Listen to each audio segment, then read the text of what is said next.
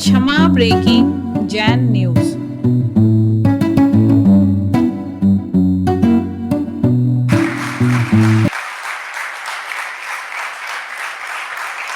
अभी तो मैंने नाम भी नहीं बोला। जैन जगत के सबसे बड़े भामाशाह और जिन्होंने अपने जीवन का सर्वस्व गुरुदेव के चरणों में समर्पित किया, ऐसे अशोक जी पाटनी साहब, आरके मार्बल्स हमारे सबके बीच में है। ये अपने आप में बड़े सौभाग्य की बात है बंधुओं। बड़ी मुश्किल से ऐसी शांत सौम्य छवि वाले धरती पर गृहस्थ आते हैं जो चक्रवर्ती से कम नहीं होते और जिनके कारण जिन शासन अति समृद्ध होता है, उनमें अशोक जी पाटनी साहब सबसे पहली भूमिका में पूरे जैन समाज का नेतृत्व करते हैं। हम सभी गौरवान्वित हैं और हम तो चाहते हैं कि 1 मिनट तक सबकी ताली एक जैसी बजनी चाहिए।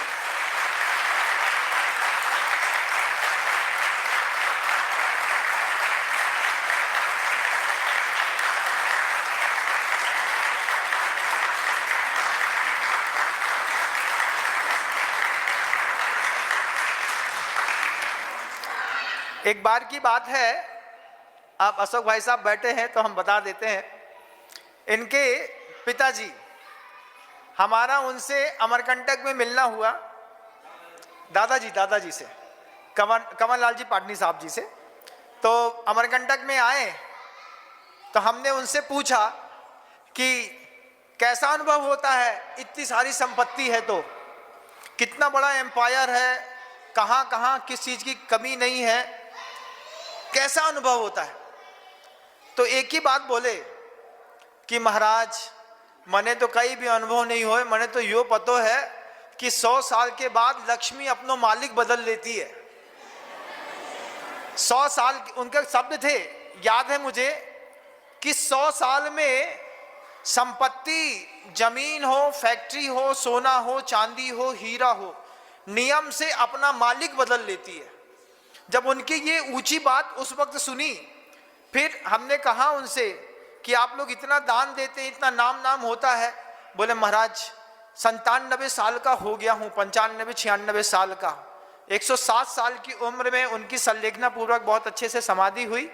मुझे ध्यान है 6 फुट 3 इंच के ऊपर की उनकी हाइट थी और आजीवन उनका ब्रह्मचर्य व्रत था बंधुओं। वे शुद्ध ब्रह्मचारी रह करके उन्होंने अपने यहाँ धर्म ध्यान किया। उनके एक ही शब्द थे, आज भी गूंजते हैं दिमाग में। उन्होंने एक ही बात कही कि 100 साल में नियम से संपत्ति अपना मालिक बदल लेती है। जब पहली बार उनके मुख से ये बात सुनी तो ऐसा आश्चर्यचकित हुआ। फिर उनकी बात का चिंतन करके देखा। बोले महाराज, जो जमीन हमारी थी, हमारे से पहले किसी और की थी, 100 साल में उसने अपना मालिक बदल लिया। हीरे की अंगूठी हम पहने हैं, ये हीरा पहले किसी और के हाथ में रहा होगा, उससे आज मैं आ गया और जिस दिन मैं देह छोड़ करके जाऊंगा, ये अंगूठी आज मेरी है, कल मेरे लड़के की हो जाएगी, ये फिर अपना मालिक बदल लेगी। ये पैसा महाराज श्री जेब में रहता है, ये पैसा शाम तक मेरे जेब में टिकता नहीं, ये भी अपना मालिक बदल लेता है।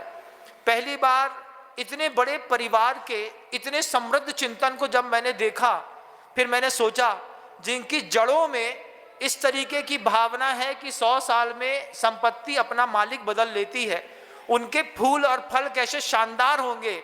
उनके फल में हमारे अशोक जी पाटनी साहब हैं, जिन्होंने ऐसी कौन सी धर्म ध्यान की जगह नहीं है जहां पर आपने अपनी संपत्ति का प्रयोग नहीं किया। मैंने एक और संस्मरण में याद आता है मुझे, तो मैं आपको बताता हूं। अमरकंटक से निकले, इनका जो है एक मतलब जो चार्टर्ड प्लेन था वो लालपुर हवाई अड्डे शहडोल के पास खड़ा था। तो रास्ते में बुढ़ार पड़ता है और लोगों ने बहुत निवेदन किया कि एक बार आप सिर्फ दर्शन कर लीजिए। तो दर्शन करने के लिए गए, लौट के आकर के नीचे उतरते उतरते बोलते हैं 1.25 लाख रुपए मेरी तरफ से इस मंदिर जी के लिए दान। उनको इतना आश्चर्यचकित हुआ, लोग बोलते हैं सिर्फ दर्शन करने आए महाराज श्री जी और 1.25 लाख रुपए दे गए। हमने उनको भी यही बात समझाई कि उन्होंने किसी भगवान को, किसी मंदिर को देखा है तो उस मंदिर और भगवान के जीर्णोद्धार के बिना उस आदमी की आत्मा मानती ही नहीं है। दुनिया की हर बड़ी धर्म ध्यान की भूमि में आपकी या तो बिल्डिंग मिलेंगी या मंदिर मिलेंगे या धर्मशालाएं मिलेंगी। ऐसा समृद्ध परिवार है बंधु, हम अभिभूत हैं और हम सबकी ये कर्तव्य बनता है कि हम अपने घर में जब कभी भी प्रार्थना करें तो एक बार इस आर के मारवाल परिवार के लिए भी प्रार्थना करें कि इतना दयालु परिवार युगों युगों तक जीवंत रहे, जिससे जिन शासन भी बहुत उन्नत होता रहे, ऐसी भावना रखता हूं। तो आचार्य समय सागर जी महाराज की जय। जय बोले विनम्र सागर जी महाराज की जय। समस्त मुनि संघ की जय। महाराज श्री ने भी भामासा बोला कि भामासा आए हैं। मैं तो बंधु हूँ, मैं तो आपका भाई हूँ, कोई भामासा नहीं हूँ और आपका सेवक हूँ। मैं तो समाज के कोई भाई के, किसी भी कोई व्यक्ति के थोड़ी सी भी कोई काम आ जाए तो मुझे बहुत खुशी होती है। तो मैं मेरे जो भी कोई काम है वो मेरे स्वार्थ से कर रहा हूँ। कोई ऐसा नहीं है कि कोई मेरे को खुशी जिसमें मिलती है वो काम कर रहा हूँ। तो ऐसा महाराज श्री ऐसा कोई भामासा वगैरह कुछ नहीं है। तो जरा सा आपका छोटा सा सेवक हूँ। और अभी महाराज श्री ने बाबा के, मेरे दादाजी के बारे में बताया, तो मेरे दादाजी की एक छोटी सी बात महाराज जी मैं आपको बताता हूँ। हमारे किशनगढ़ में हमने 2001 में एक कम्युनिटी सेंटर बनाया। आप में से कोई गया होगा, कोई शादी ब्याह में कोई गया होगा कम्युनिटी सेंटर। अभी भी सुनील सर जी महाराज का चातुर्मास वहीं हुआ था, सुधा सागर जी का भी वहीं हुआ था।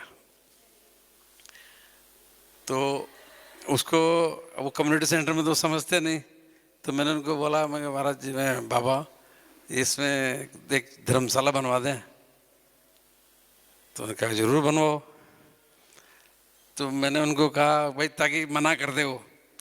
तो मैंने उनको कहा ज़मीन बहुत महंगी है। उस समय भी 20-25 करोड़ की ज़मीन थी, आज तो और ज़्यादा की, काफ़ी ज़्यादा की।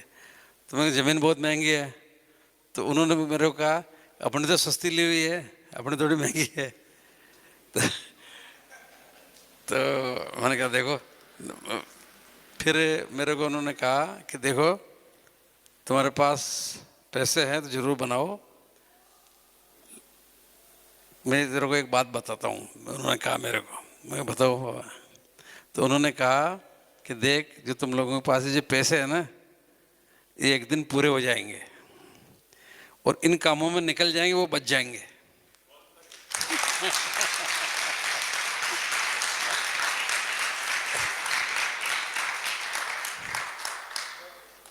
महाराज जी इंदौर में प्रवास कर रहे हैं, आप सब बहुत अच्छा धर्म ध्यान कर रहे हैं, अच्छा धर्म लाभ ले रहे हैं, अपने प्रभावना कर रहे हैं जैन धर्म की। और बहुत ही आप पुण्यशाली हैं कि आपको ऐसे विनम्र सागर जी महाराज जैसे महाराज यहाँ विराजमान हैं और आप पूरा इनका लाभ ले रहे हैं। और इसी तरह आप प्रभावना करते रहें, लाभ लेते रहें। इन्हीं भावना के साथ महाराज श्री को नमोस्तु। आप सबको सादर जय जय राम।